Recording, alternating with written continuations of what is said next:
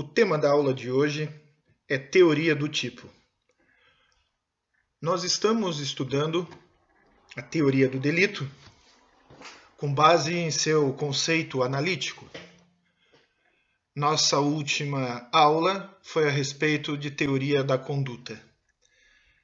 Até o momento, nós enfatizamos o pilar central dessa disciplina, que é a preocupação, dentro de uma perspectiva justpositivista, de contenção e redução do poder punitivo do Estado. Por isso, inicialmente destacamos que o conceito analítico de delito teria a função de racionalizar a jurisprudência para que haja uma mínima segurança jurídica e, consequentemente, proteção das liberdades individuais.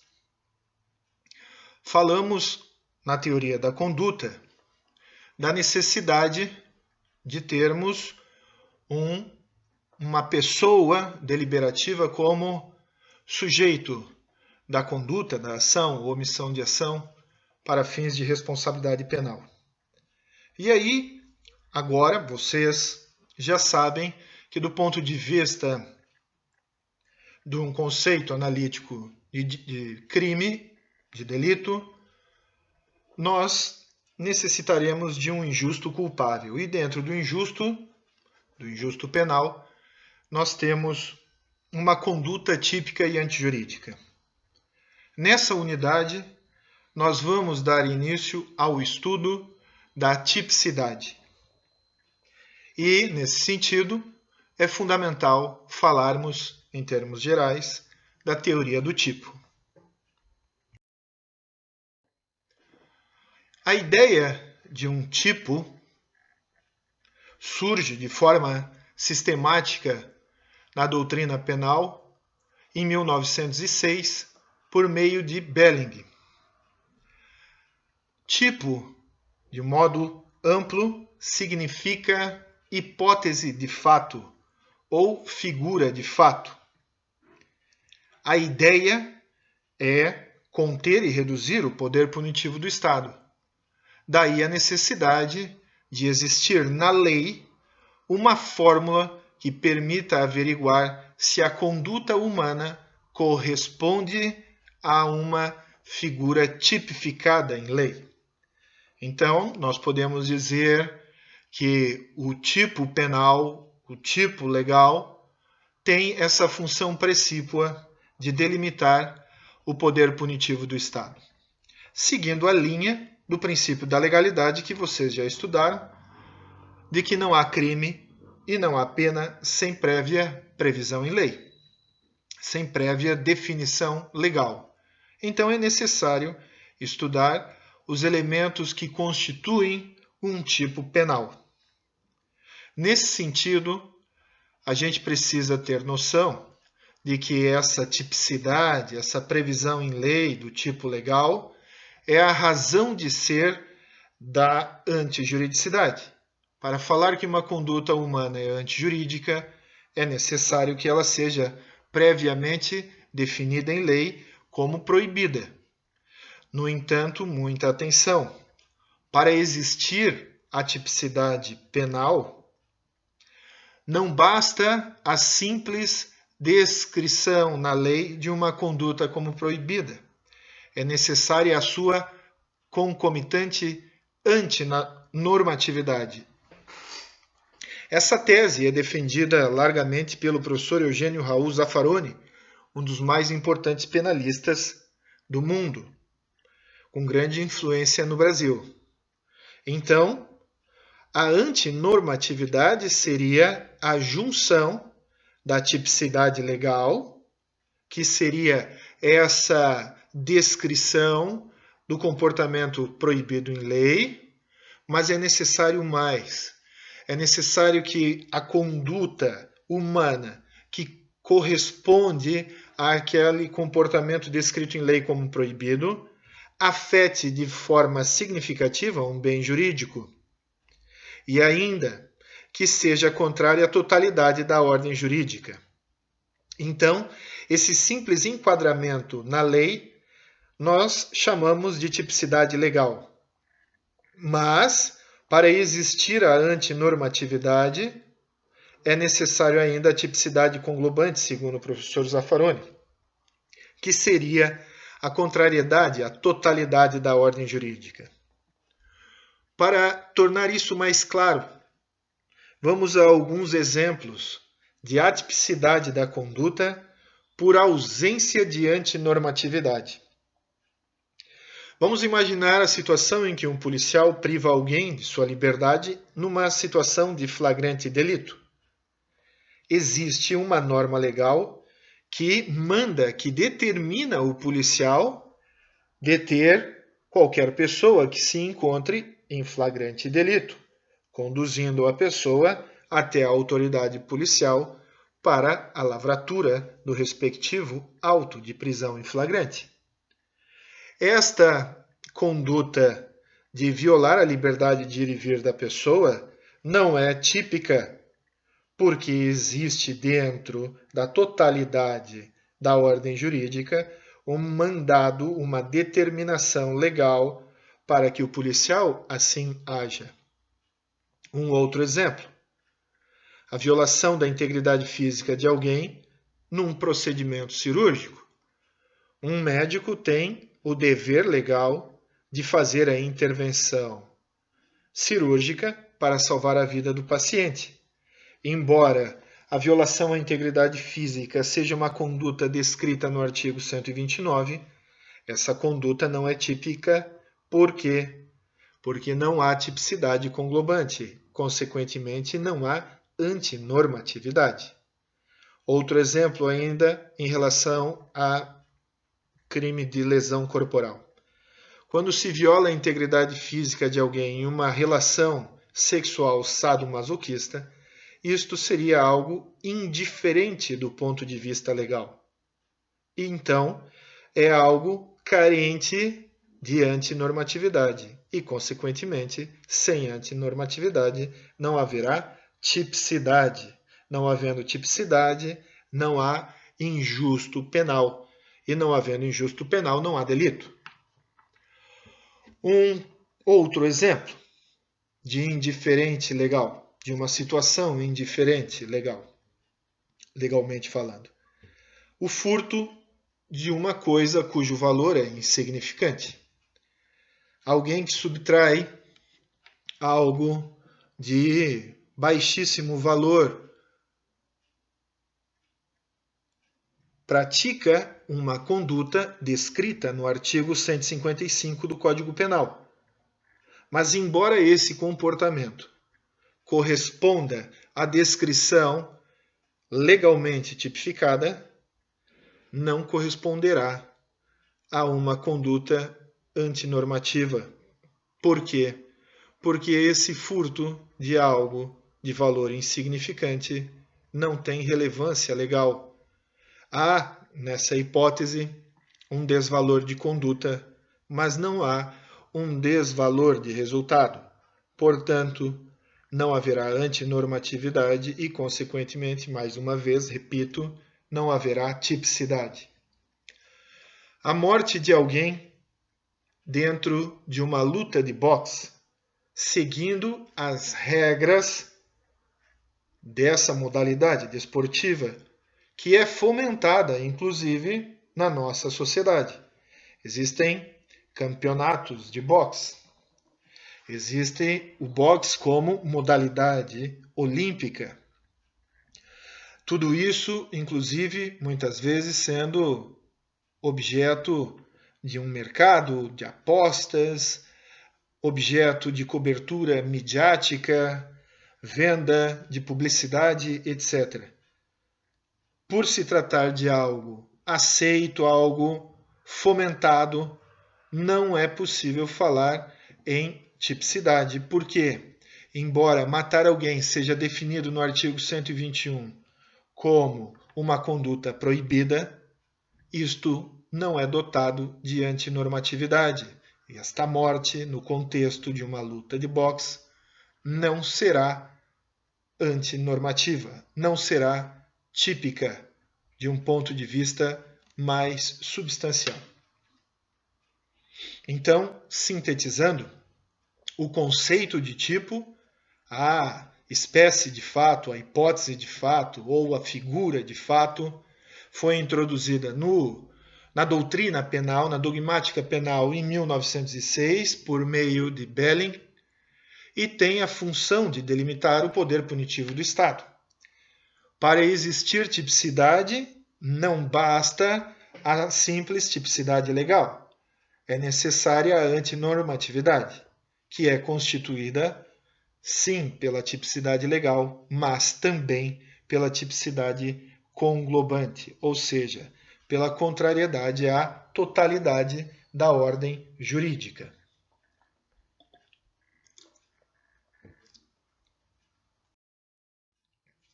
Ainda dentro da teoria do tipo, é muito importante falar da teoria ou princípio da adequação social proposto por Weltzell no século passado. De acordo com Weltzell, a adequação social promoveria a exclusão da tipicidade. Significa dizer que ações realizadas no contexto da ordem social histórica da vida são socialmente adequadas e, sendo adequadas, seriam atípicas.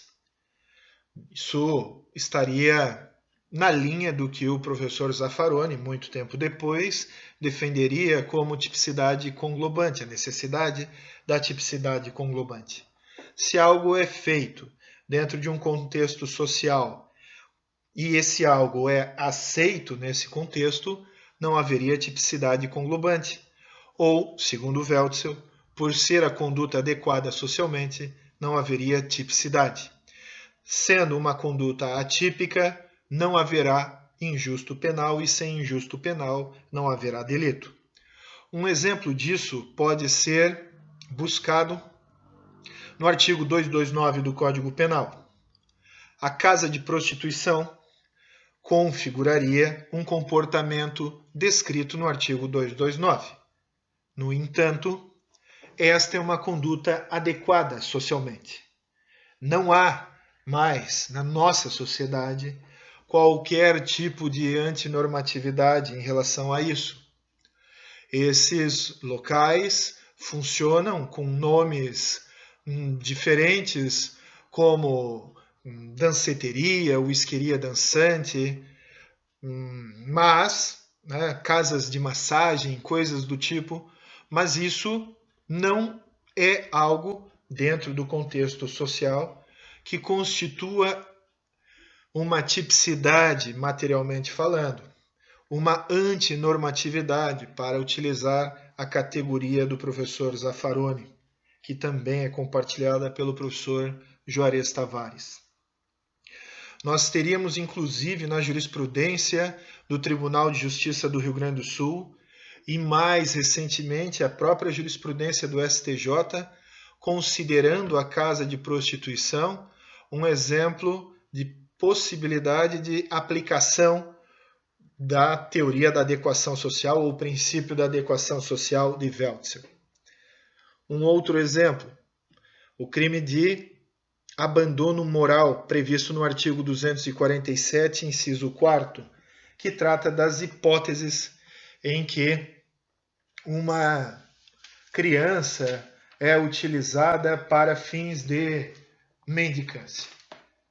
Então, permitir que um menor de 18 anos, uma criança ou adolescente, que esteja sob seu poder ou confinado à sua guarda ou vigilância, vá até um semáforo, por exemplo, e exerça mendicância, e que isso, de certo modo, gere comiseração nas pessoas, isto não é algo que pode ser considerado típico, porque, embora exista essa descrição no artigo 247, inciso 4º, é sabido que as condições de vida, do modo de produção capitalista, especialmente neoliberal, não permite que todos tenham condições de viver sem necessitar da ajuda alheia, ainda que por meio da mendicância.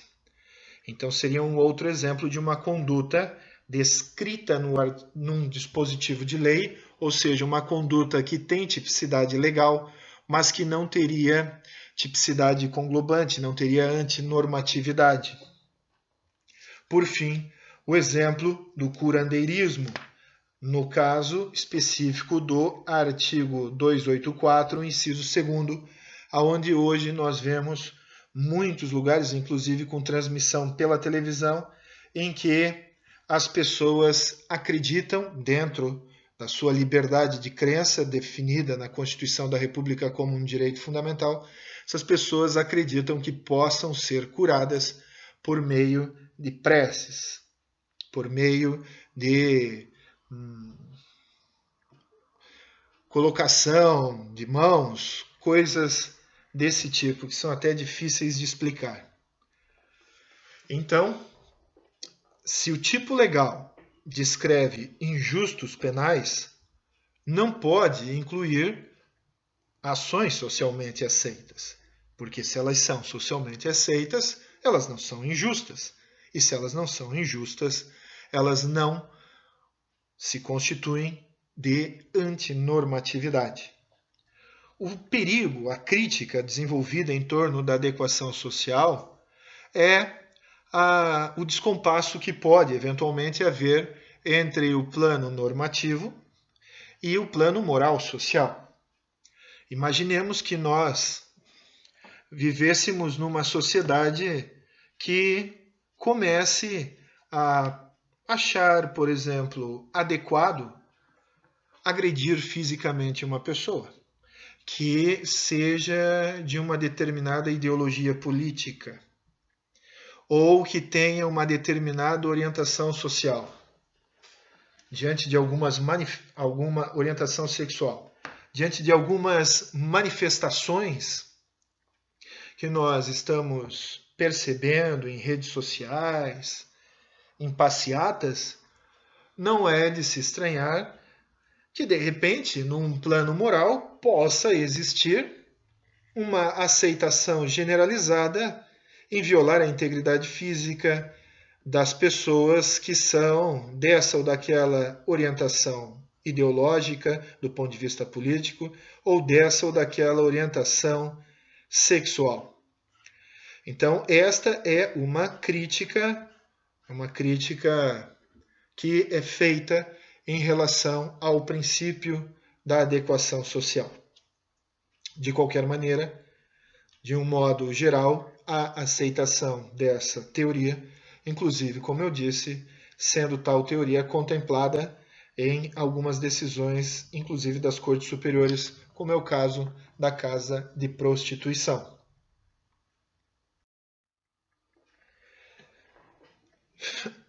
Feita essa explicação dos elementos fundamentais da teoria do tipo, agora é necessário que nós nos preocupemos com as modalidades de tipos legais, ou com a classificação das infrações penais. Essas modalidades e classificações serão muito utilizadas por todos aqueles que estudam os crimes em espécie. E essas modalidades de tipos e classificações das infrações penais têm uma relevância prática muito grande, pois serão necessárias para permitir a melhor aplicação da lei no tempo, no espaço, a melhor aplicação da lei na hora de definir se a conduta corresponde a esse ou aquele tipo penal ou tipo legal. Vamos então estudar algumas das principais modalidades de tipos penais.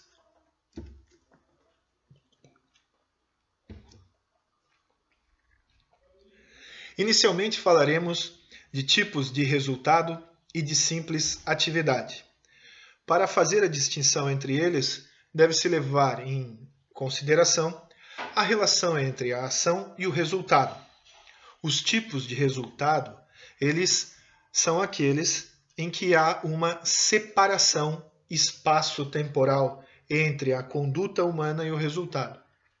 Por exemplo, num caso de homicídio, a conduta de matar alguém é descrita no artigo 121. Eis o tipo legal ou o tipo penal do homicídio: matar alguém. A pergunta que nós devemos fazer é a seguinte: se uma pessoa dispara projéteis contra outra com intenção de matar, se uma pessoa desfere facadas no abdômen de outra com intenção de matar, já estaria aí consubstanciado o homicídio? Já estaria aí presentes todos os seus elementos constitutivos? Ou seja, seria possível falar num homicídio consumado? Obviamente que não. É necessário que os projéteis disparados atinjam o alvo, causem ferimentos e esses ferimentos sejam a causa da morte da pessoa. A mesma coisa em relação a uma facada. É necessário que essa facada gere um dano físico na vítima e esse dano físico na vítima seja a causa da sua morte. Portanto, percebam que existe uma separação entre a conduta do sujeito e o resultado. No caso de furto, se o agente encosta na res furtiva, já haveria a consumação do furto? Não. É necessário que a res furtiva, a coisa subtraída, ela saia ainda que brevemente, da posse da pessoa titular do bem jurídico, proprietário, possuidor ou detentor. É necessário, então, que exista um outro acontecimento, além de encostar na res furtiva. Então, a conduta de subtrair a coisa alheia móvel, ela é separada no espaço e no tempo entre tocar a res furtiva e efetivamente tirar a coisa da esfera de posse, ainda que brevemente, da vítima. Na lesão corporal do artigo 129, a mesma coisa ocorre. É indispensável que, além da conduta do agente, exista um resultado de violação à integridade física.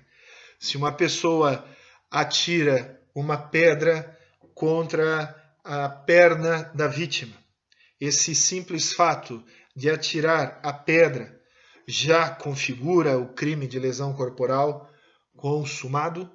Não. É necessário que essa pedra atinja o corpo da vítima e que essa pedra gere violação à integridade física da vítima. Em todos esses exemplos, repito, há uma separação no espaço e no tempo entre a conduta do agente e o resultado. Nos tipos de simples atividade, no entanto, a coisa é bem diferente. Como o próprio nome diz, essa modalidade de tipo, ela se perfaz com a simples atividade, com o simples fazer algo, independentemente de qualquer resultado naturalístico. A gente pode perceber a ocorrência de um tipo de simples atividade no crime de corrupção passiva. O artigo 317 do Código Penal define a conduta de corrupção passiva, que basicamente consiste em solicitar ou receber vantagem indevida ou aceitar promessa de receber vantagem indevida em razão de um cargo público, de uma função pública ocupada na administração pública.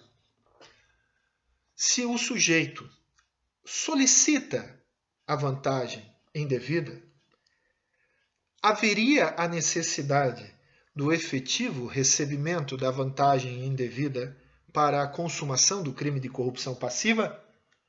Não. O verbo núcleo do tipo, nessa situação, é solicitar. A consumação ocorre com a simples solicitação. O efetivo recebimento de uma vantagem indevida seria mero exaurimento da conduta, um pós-fato, mas já haveria, com a simples solicitação, a consumação do delito. Saber disso é muito importante, porque se um crime for consumado, a pena será uma. Se o crime for simplesmente tentado, a pena será reduzida de 1 a 2/3, segundo o artigo 14 do Código Penal. Então, percebam como essas modalidades de tipos, essas classificações de infrações penais, elas são importantes em termos práticos e serão muito necessárias quando vocês estiverem estudando o direito penal parte especial, ou seja, os crimes em espécie. Uma segunda modalidade ou classificação diz respeito aos tipos simples e compostos. Aqui, o referente classificatório é a quantidade de bens jurídicos pretensamente tutelados no tipo penal. Nos tipos simples, há apenas um bem jurídico. No caso de homicídio, o único bem jurídico é a vida. No caso de furto, o único bem jurídico é o patrimônio. No caso de lesão corporal, o único bem jurídico é a integridade física ou a saúde da vítima. Mas existem crimes considerados compostos ou complexos. Seriam crimes em que haveria mais de um bem jurídico tutelado na descrição legal. Num roubo, em que há a subtração de coisa alheia móvel, mediante violência ou grave ameaça, é necessário perceber que dentro da descrição legal do artigo 157, não só haverá reprovação, incriminação da conduta de subtrair coisa alheia móvel, mas também da conduta de violar a integridade física de alguém ou de violar a liberdade de ir e vir, a liberdade individual da vítima. Se for pensada a hipótese de um roubo qualificado pelo resultado lesão corporal grave ou morte, também chamado de latrocínio, haverá aí mais de um bem jurídico envolvido na criminalização da conduta, na sua incriminação. Não apenas o patrimônio, mas também a integridade física ou a vida da vítima.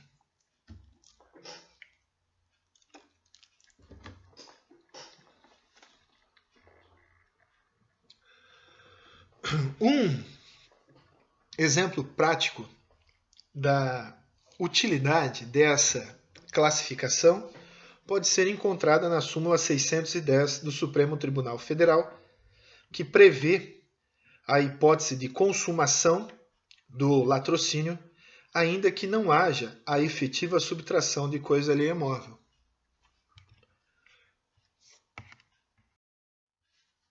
Uma terceira modalidade de tipo: tipos de lesão ou dano e tipos de perigo.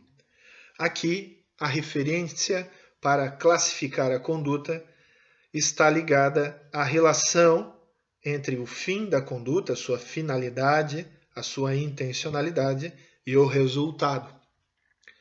Num crime de estupro, nós vamos ter a intenção do sujeito de violar a liberdade sexual da vítima. Num crime de homicídio, a intenção do sujeito é violar a vida, eliminar a vida da vítima. Nessas duas situações tipificadas em lei, a primeira no artigo 213, a segunda no artigo 121, a conduta do sujeito é direcionada à efetiva lesão, ainda que não ocorra, da liberdade sexual ou da vida. Mas, repito, nos dois exemplos, há uma intencionalidade, uma finalidade de violar a integridade física, o bem jurídico de um modo geral, e a liberdade sexual ou a vida nos exemplos que estamos trabalhando. Já nos crimes de perigo, a lei criminaliza a conduta independentemente de haver a intenção deliberada de causar dano ou lesão ao bem jurídico. Nesses tipos de perigo, existe uma subdivisão: os tipos de perigo concreto e os tipos de perigo abstrato. Nos tipos de perigo concreto, a conduta do agente quase lesiona o bem jurídico, mesmo que não seja essa a intenção do agente. Nos crimes de perigo abstrato, o perigo ele é distante, ele é criminalizado por conta de uma abstração, de uma possibilidade remota de ocorrência de um dano. Então, como exemplos de crimes de perigo concreto, nós temos o artigo 130, que trata do perigo de contágio venéreo. Uma pessoa ciente de que possui uma moléstia venérea, aquela que é transmitida pela via sexual, mantém relações sexuais com outra pessoa. Mesmo que ela não tenha a intenção de transmitir a moléstia venérea, a simples exposição ao perigo de contágio venéreo já configura o crime. A exposição a perigo para a vida ou a saúde de outrem, artigo 132 do Código Penal. Uma pessoa pode não ter nenhuma intenção de efetivamente causar um dano à vida ou à saúde de outrem, mas a simples exposição a um perigo concreto, ou seja, quase atingir a vítima, quase atingir a sua vida ou a sua saúde, isto por si só já é o suficiente para haver a intervenção penal por meio da criminalização dessa conduta, mas deve existir um perigo concreto. Com relação ao perigo abstrato, um exemplo muito didático é o crime previsto no artigo 306 do Código de Trânsito Brasileiro, embriaguez ao volante. Segundo o artigo 306 do Código de Trânsito Brasileiro, conduzir veículo automotor sob a influência de álcool ou substância de efeito análogo, causando um prejuízo à capacidade psicomotora do condutor, já é suficiente para a configuração da conduta típica. Note que o condutor do veículo pode estar respeitando o limite de velocidade, a sua mão de direção, os sinais semafóricos e demais sinais de trânsito. No entanto, o descumprimento desta regra incrementa o risco de um acidente de trânsito, que pode gerar desde danos materiais até mesmo a morte de uma pessoa. Nesse caso, por razões de política criminal, é suficiente essa remota ocorrência de um dano, esta abstração, esta possibilidade. Então, se o sujeito dirige sob efeito de álcool, pode ocorrer um acidente de trânsito. Então, há aí um perigo abstrato, um perigo que decorre dessa abstração, dessa possibilidade, ainda que distante de ocorrência do dano. O porte ilegal de armas é um outro exemplo de crime de perigo abstrato. Uma pessoa pode estar utilizando a arma, portando uma arma, sem qualquer intenção de cometer um crime contra o patrimônio, contra a vida ou de qualquer outra natureza. Mas, se essa pessoa não tiver o porte, ou seja, a autorização para transitar com a arma, já haverá a criminalização. O legislador procura, por meio dessa política criminal, antecipar etapas no processo de criminalização. Ele, muitas vezes, quer, já na fase de atos preparatórios, criminalizar comportamentos e tentar, dessa forma, reduzir a sua ocorrência. a famosa rádio pirata, estabelecer uma rádio, ainda que comunitária, sem autorização da Agência Nacional de Telecomunicações, a Anatel. Isto é previsto como crime, mesmo que não haja nenhum dano efetivo ao sistema de telecomunicações. A gente tem uma jurisprudência mais antiga dizendo que é necessária a utilização de um radiotransmissor com uma capacidade de 25 watts, o que daria um raio aí de 1 quilômetro de alcance. Mas existe jurisprudência mais atualizada que não faz essa distinção.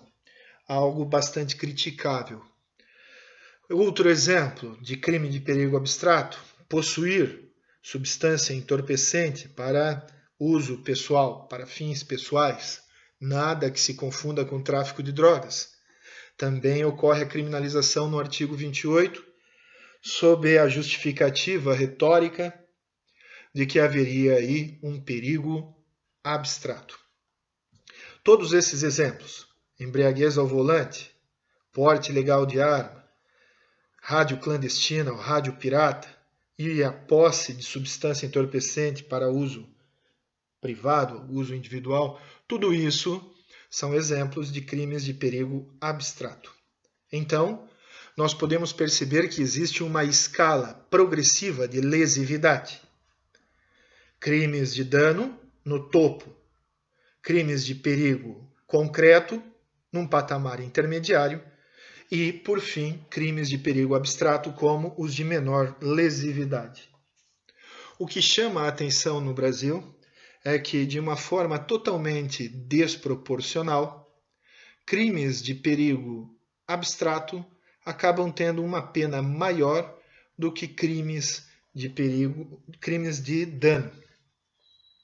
Um exemplo bem didático é o crime de embriaguez ao volante, que tem uma pena que varia de 6 meses a 3 anos, enquanto que um crime de lesão corporal, ainda que dolosa, terá uma pena de 3 meses a 1 ano.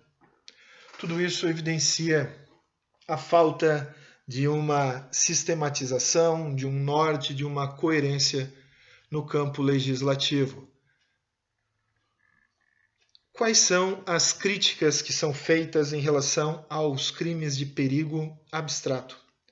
Elas giram fundamentalmente em torno dos riscos políticos.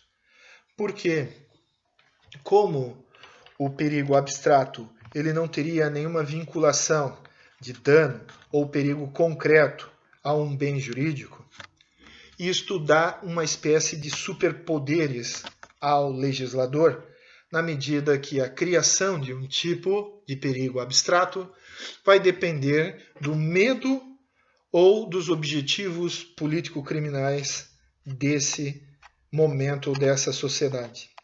E isso pode fazer com que o direito penal ele fique hipertrofiado, o poder punitivo do Estado perca controle.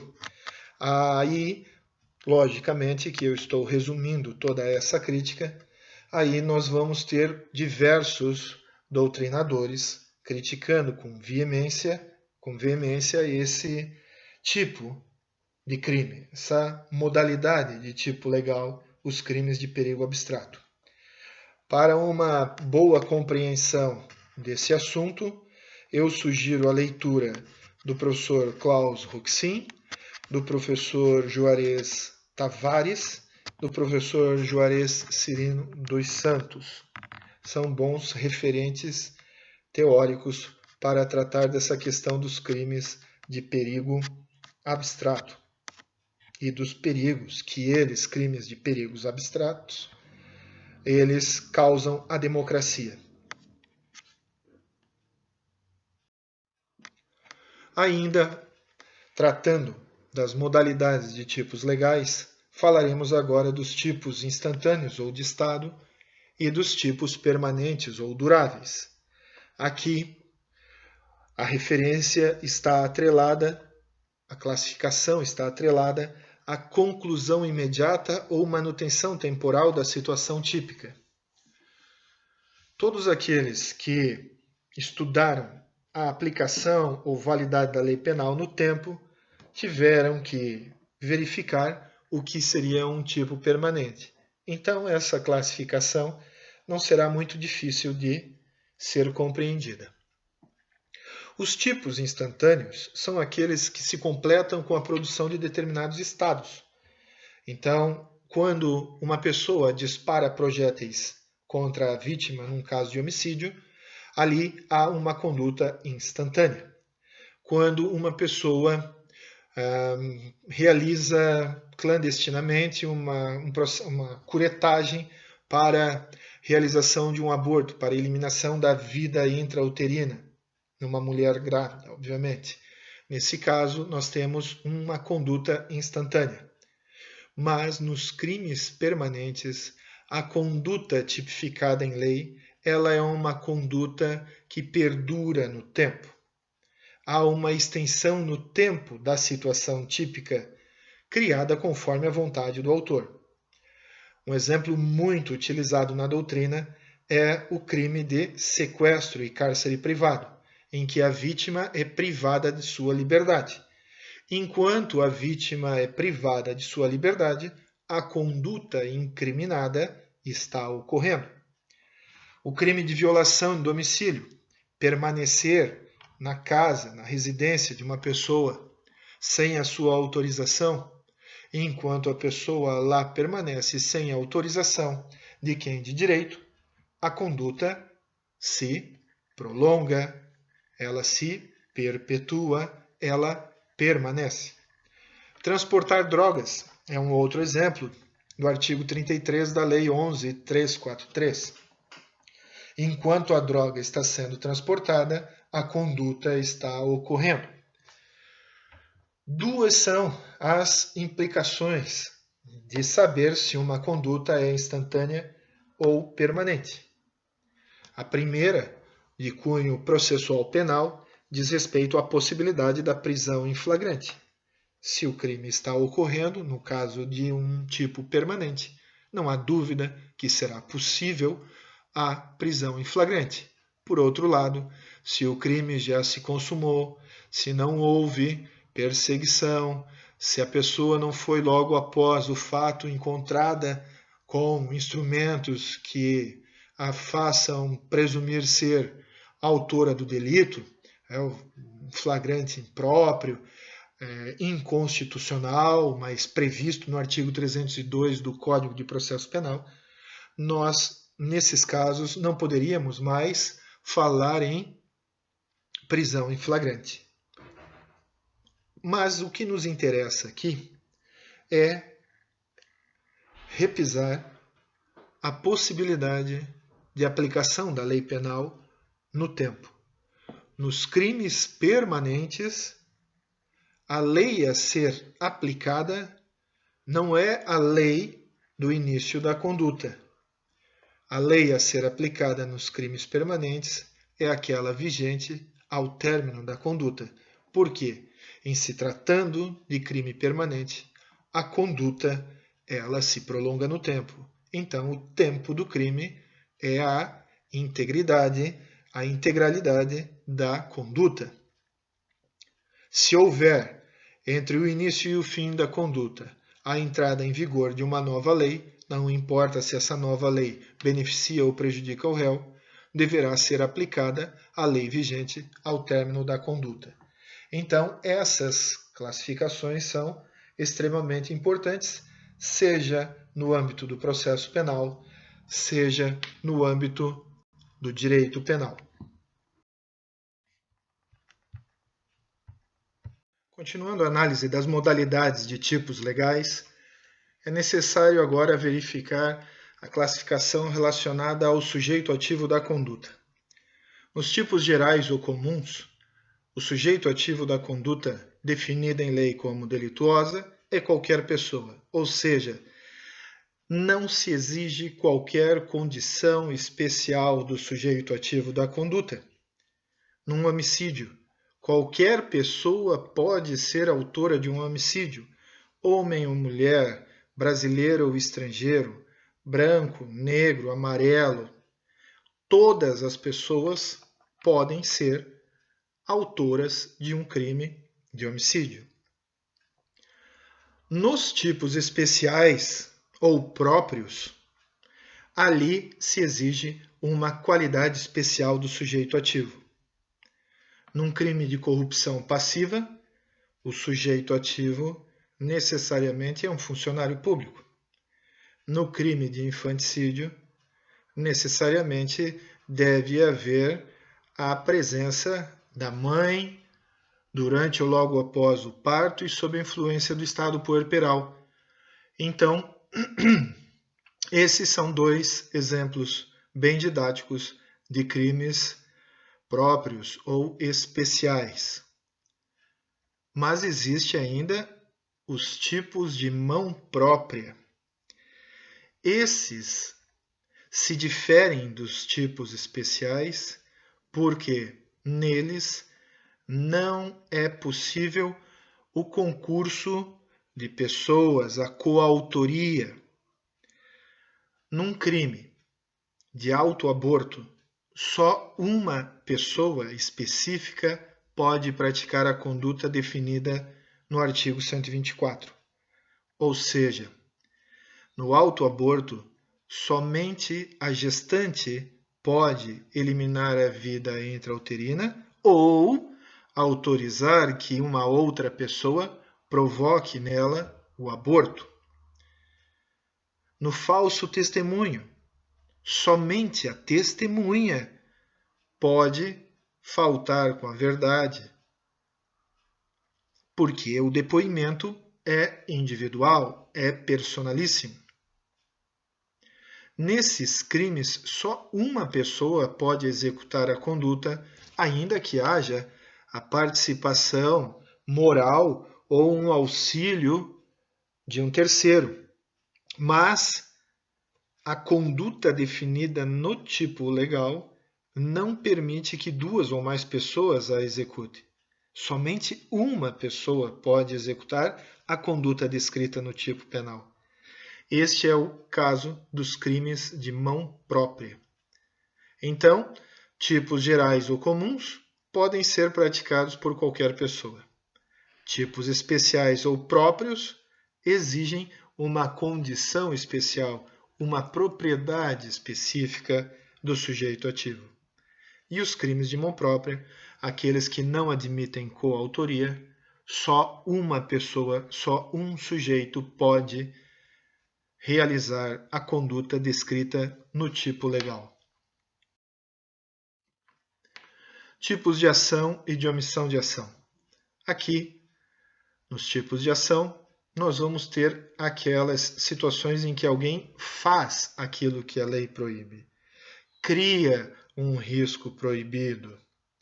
Há uma relação de causalidade entre a conduta e o resultado lesivo, naturalístico ou jurídico. Nos crimes de omissão de ação, a pessoa nada faz.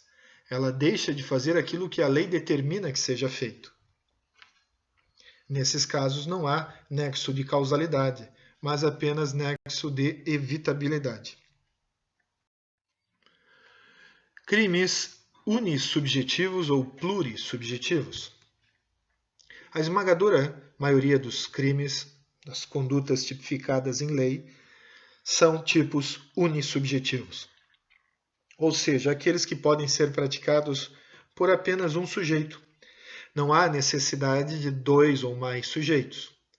Nos crimes plurissubjetivos ou de concurso necessário, aí é indispensável a presença de duas ou mais pessoas. O crime de associação criminosa descrito no artigo 288 exige a presença de 3 ou mais pessoas. O crime de bigamia sempre vai exigir 2 ou mais pessoas. O crime de rixa, em que 3 ou mais pessoas agridem-se mutuamente. Nós temos aí um outro exemplo de crime plurissubjetivo ou de concurso necessário. Finalizando a unidade, tipos hediondos. Todo mundo, abstratamente, pode deduzir que um crime hediondo é aquele que tem maior repulsa social. Mas, para além dessa repulsa social, em termos concretos, o que interessa destacar aqui é que os crimes hediondos são aqueles definidos como tal em lei. A Lei 8.072 sofreu, ao longo dos anos, várias mudanças e foram incluídos no artigo 1º e também no artigo 2º crimes hediondos ou equiparados a hediondos.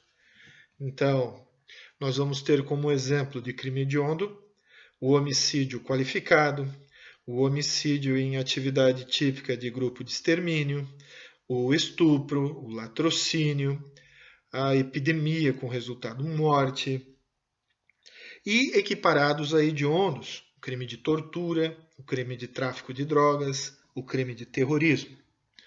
O que é necessário só tomar cuidado é que vocês desde já precisam saber que no caso de homicídio qualificado, ou seja, aquele que encontra amparo em uma das hipóteses do parágrafo 2º do artigo 121, se ocorrer ao mesmo tempo a circunstância privilegiadora do parágrafo 1º do artigo 121, esse homicídio não será considerado crime hediondo. Existem incontáveis decisões no STJ, no STF, considerando o homicídio qualificado privilegiado como não sendo hediondo. Em relação ao tráfico de drogas, já havia entendimento jurisprudencial nesse sentido e hoje está positivado em lei. Quando se tratar do tráfico de drogas privilegiado, aquela hipótese do artigo 33, parágrafo 4º da Lei 11.343, essa hipótese também não será considerada como crime hediondo. Então, crimes hediondos são aqueles definidos na Lei 8.072, merecendo destaque a situação excepcional do homicídio qualificado privilegiado. E em relação ao tráfico de drogas, que é um crime equiparado a hediondo, tomem muito cuidado com o tráfico privilegiado. Artigo 33, parágrafo 4º da Lei Antidrogas, a Lei 11.343. Estas duas hipóteses não configurarão crime hediondo.